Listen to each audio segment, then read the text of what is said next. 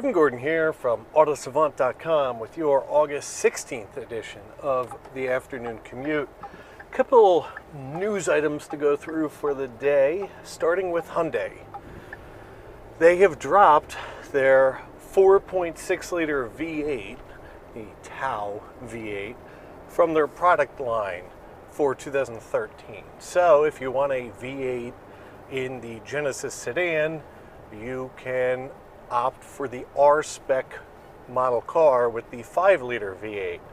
Other updates for 2013 include an 8-inch touchscreen, so a larger touchscreen for their navigation system, a 64 gigabyte solid-state hard drive for navigation and song storage, which is interesting because not a lot of manufacturers talk about what hard drive backs up their nav system, but I have a feeling with Hyundai talking about which one theirs is, it's probably unique to the market at this place. And if you don't know about solid-state hard drives, they're faster, more durable, and generally have a lot of benefits from a usage standpoint.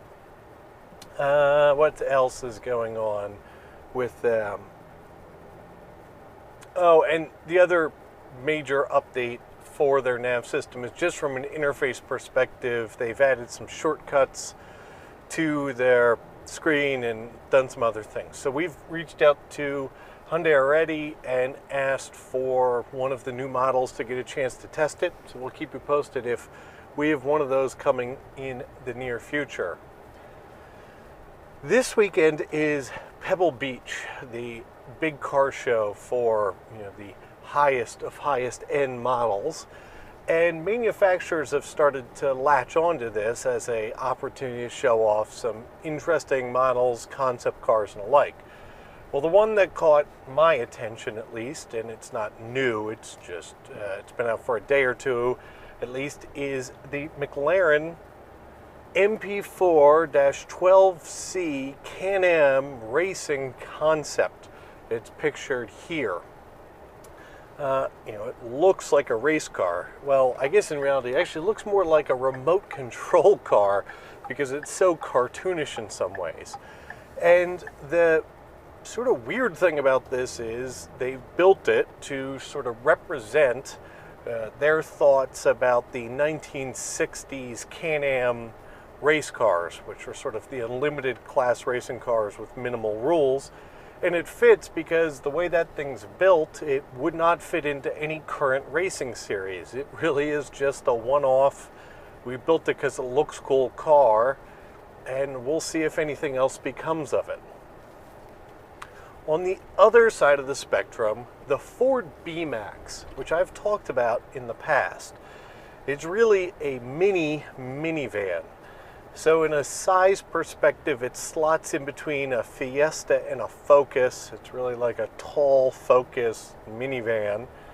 And its real trick is the fact that it has no B-pillars. So it has no pillar here. It's a door that closes and then sliding rear doors that open from there. So if you open the door and open the sliding rear doors, you get this giant opening into the car, which I think is about the greatest thing there is.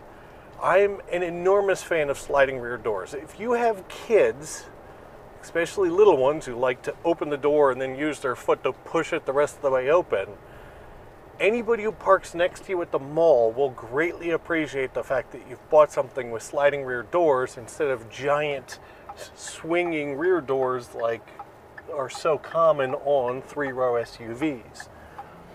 Well, despite the fact that Ford's One Ford worldwide platform strategy is quickly being enacted, there's no plans to bring the B-Max to the United States, which is a bit of a shame in my impression. I think that it could work. It's never going to be a volume seller, I'll admit it, but it makes a lot of sense as a little car to have the chance to drive and sort of be an interesting model for Ford. Finally for today, Jaguar has dramatically updated their engine lineup for 2013. It was rumored a while ago, and everything is official as of today. So let's see what the changes are. I think the biggest one is the fact that if you want their naturally aspirated V8, it now only comes in one model, which is the XJ long wheelbase. All the rest of the models that used to have the naturally aspirated V8 have been replaced by a supercharged V6, which is really the V8 with two cylinders cut off of it and a supercharger on top. They're of course doing this for efficiency and the like. The other sort of major change is the fact that the XF, its new base engine, is going to be the 2-liter turbo out of the Range Rover Evoque. Okay, there's one more major change, which is the base price on the XF has dropped $6,000, I believe, to $47 grand as the starting price now. So they've gotten under the $50,000 barrier with that car. Oh, and I've forgotten, there's one other major change. You can now buy most of these cars with all-wheel drive for the first time. And, you know, this is quoted to be filling a really large hole for Jaguar. But I don't know. I know they sell a lot of them. I'm just not one of those people who would buy that type of car with all-wheel drive. But now it's available if it's interesting to you. So there's the news for the day. Not sure if we'll get an afternoon commute in tomorrow. But we will be posting up the Lexus GS 350 F Sport video that we took yesterday later today. So look for that. And as usual, I'm Kevin Gordon from AutoSavant.com, and I will talk to you guys soon.